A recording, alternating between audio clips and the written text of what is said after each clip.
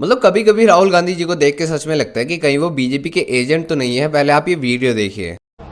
सब माइनॉरिटी को मिला दो, सिख, मुसलमान, क्रिश्चियन, जैन, सबको मिला दो। इनकी कितनी आबादी है? 15%। आदिवासियों की आबादी कितनी है? 8%। 50 और 15 कितना होता है?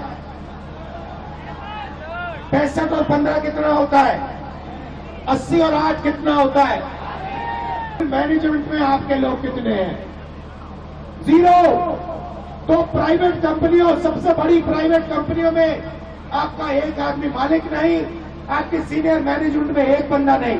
देखिए, इस वीडियो में राहुल गांधी जी के द्वारा कहा जा रहा है कि कॉर्पोरेट सेक्टर में 90% रिजर्वेशन होना चाहिए माइनॉरिटी के बेसिस पे, और ट्राइबल्स को भी जोड़ना चाहिए, यानी कि सबको जोड़ने के बाद 90% रिजर्वेशन होना चाहिए कॉर्पोरेट सेक्टर में। बेसिकली ये राहुल गांधी जी का कहना है।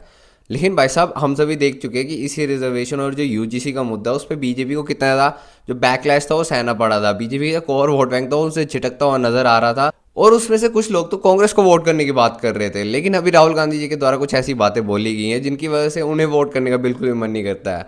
उनके द्वारा कहा जा रहा है कॉर्पोरेट सेक्टर में 90% रिजर्वेशन होना चाहिए, और उनके द्वारा पहले भी कहा गया है कि गवर्नमेंट सेक्टर में वो 80% रिजर्वेशन को लागू करना चाहते हैं।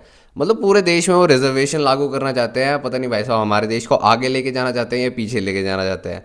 लेकिन यहाँ पे एक बात है कि कॉर्पोरेट कंपनियां वर्ल्ड वाइड कम्पीट करती है, और वर्ल्ड वाइड कम्पीट करने वाली कंपनियों को मेरिट बेस पे सिलेक्शन करनी चाहिए, ना कि रिजर्वेशन के बेस पे। लेकिन भाई साहब, हमारे देश के विपक्ष को और हमारे देश के पक्ष दोनों को जाति की राजनीति करने से बिल्कुल फुर्सत नहीं है। उन्हें सिर्फ अपना वोट बैंक दिखता है।